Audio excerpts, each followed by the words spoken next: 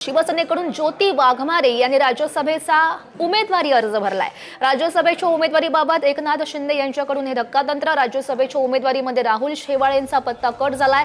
शिवसेनेच्या प्रवक्त्या ज्योती वाघमारेंना राज्यसभेची लॉटरी लागली आहे। शिवसेनेच्या आक्रमक आणि अभ्यासू प्रवक्ता अशी ज्योती वाघमारेंची ओळख। त्यांनी आज उमेदवारी अर्ज भरला आणि त्यांना आम्ही मनापासून शुभेच्छा देतो। साहेब, ही निवडणूक बिनविरोध आहे असं समजावं का आता? कारण काही होऊ शकतं असं सुद्धा बोललं जाते शेवटच्या क्षणी। आमच्यातर्फे, आमच्या पक्षातर्फे ही निवडणूक बिनविरोध व्हावी यासाठी पूर्ण प्रयत्न केले गेलेला आहे आणि मला वाटतं दरवेळेला शेवटच्या टप्प्यामध्ये ही निवडणूक बिनविरोधच होत असते। या निवडणुकीमध्ये एखादा फॉर्म एक्स्ट्रा टाकून घोडे बाजाराला आम्हाला सपोर्ट करायचा नाही, म्हणून आम्ही आणि एकनाथ शिंदे साहेबांनी सुद्धा हीच भूमिका घेतलेली की ह्या निवडणुकी ही बिनविरोध झाली पाहिजे।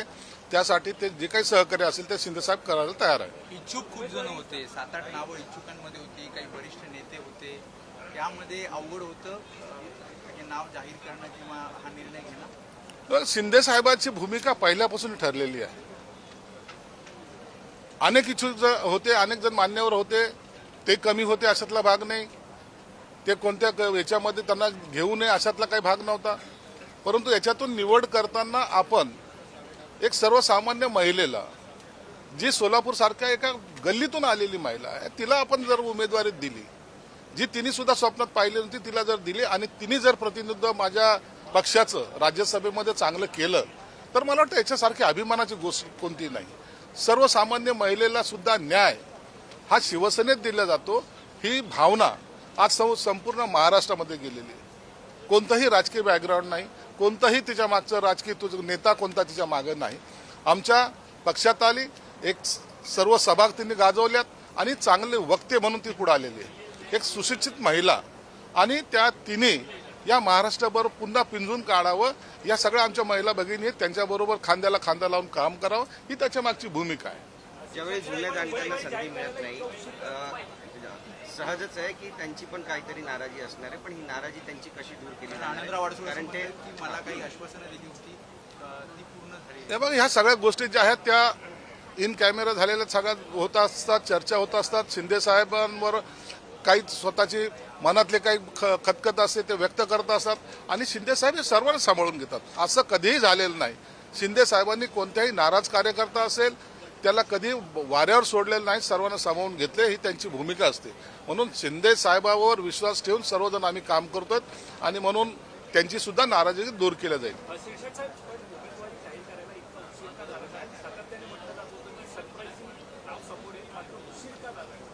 उशीर व्हायचं काही कारण नव्हतं।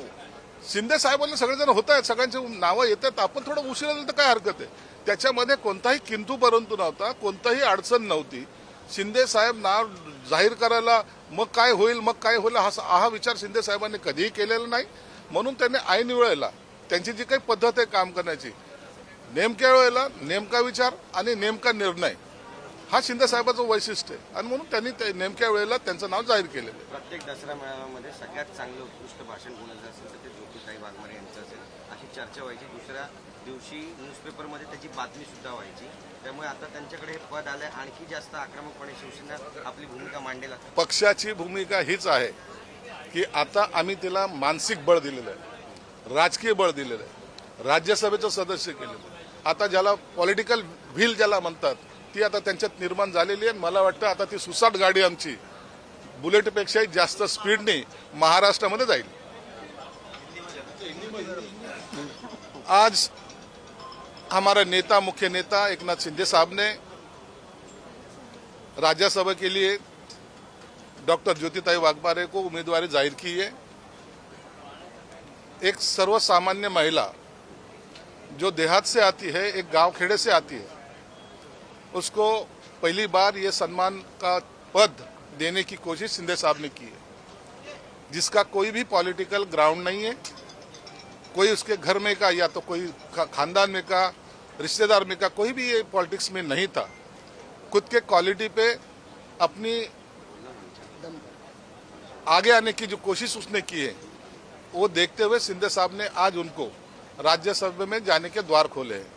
मुझे लगता है उनका हर भाषा पे जो कमांड है, इतना जो स्टडी है, वो जरूर काम आएगा और हमारे लिए, हमारे पक्ष के लिए भविष्य में वो पूरे महाराष्ट्र में घूम के महाराष्ट्र में और महिलाओं का संगठन बहुत मजबूती से आगे लाएगी। एक बात इसमें ये भी है कि कुछ नेता जो है वो नाराज भी सामने आ रहे हैं, इससे आखिर कैसे निपटेंगे? देखो, ये उम्मीदवारी में बहुत सारे लोग मांगते रहते हैं और सभी कार्यकर्ता सब अच्छे हैं, किसी को नाम रखने की जगह नहीं है, लेकिन उनमें से किसी को जिन्होंने दावेदारी की है उनमें से एक को चुनना थोड़ा हार्ड जाता है, लेकिन उसमें भी शिंदे साहब ने एक अच्छा निर्णय लिया।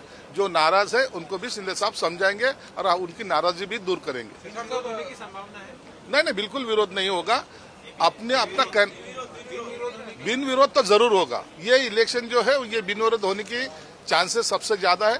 हम नहीं चाहते कि ऐसे राज्यसभा के इलेक्शन में कोई खरीदी बिक्री का व्यवहार हुए, इसलिए ये इलेक्शन जितना स्ट्रेंथ है वो हिसाब से बिन विरोध होगा जरूर। ज्योति मैडम को पता चला कि वो खुद अभी वो शौक में से बाहर आई नहीं है। अभी बाद में आपको भी इंटरव्यू देगी। उसको अभी भी लगता है कि मैं राज्यसभा का फॉर्म भरा है क्या। यही तो खासियत है। नहीं